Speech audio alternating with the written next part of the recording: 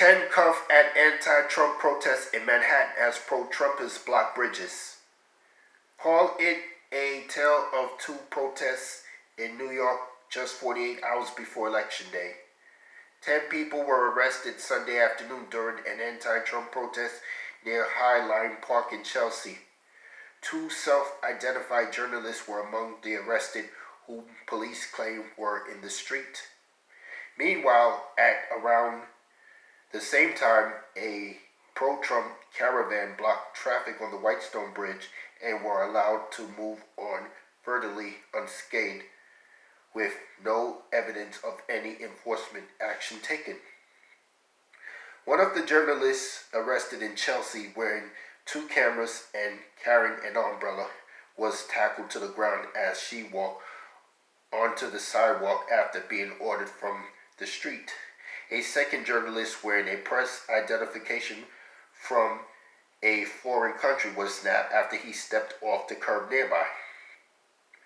The NYPD claimed on Twitter that the reports of journalists arrested were false, as the pair of reporters apparently lacked official NYPD issued police credentials.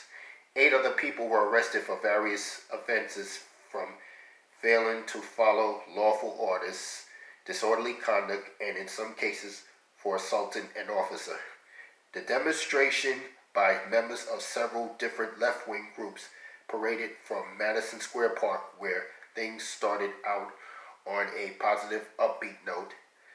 They then walked west on 23rd Street towards Chelsea Pier in anticipation of countering a pro-Trump caravan that was supposed to be heading this way. But when they realized the pro-Trump caravan wasn't coming, the marchers began walking back east on 24th Street, with no real destination having been decided. The pro-Trumpers instead headed up north to Westchester County for their Sunday spectacle. It was emanated from Floyd Bennett Field, Brooklyn, and moved through Howard Beach, Queens.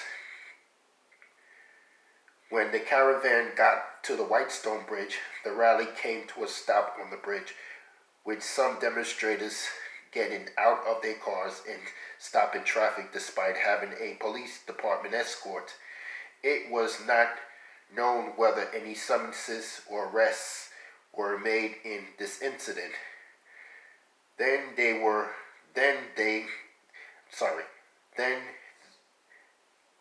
They then continued on to Westchester County for a rally. A plan passed by Trump Tower in Manhattan was still on the agenda, leaders had said. The caravan grew larger in Westchester County, where the Trumpists again blocked traffic while crossing the Governor Mario Cuomo Bridge. One Chelsea demonstrator, who identified himself only as Jeff, said the police didn't have to do what they did. We were walking on 24th Street and they came with their helmeted guys, their clubs, and their bikes, and started using a loudspeaker warning people on the sidewalk, and the vast majority of people were listening.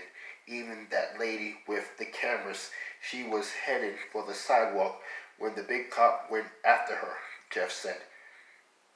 Then all hell broke loose, and they were just picking people out. I don't know why, because we didn't even have a plan at that point, and it was raining. A commander at the scene said the journalists were arrested because they were in the street. It's not clear what charges were lodged against them at this time.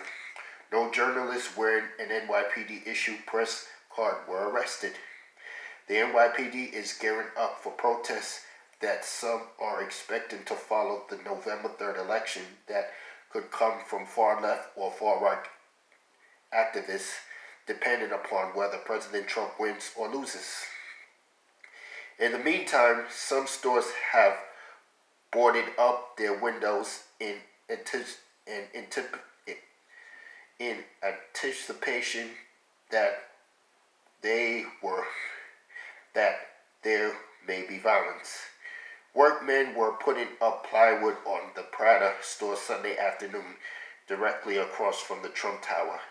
Police presence had been stepped up in recent days, and streets were clogged, mostly because of an unstable crane on West 57th Street, forcing the closure of that street and surrounding areas.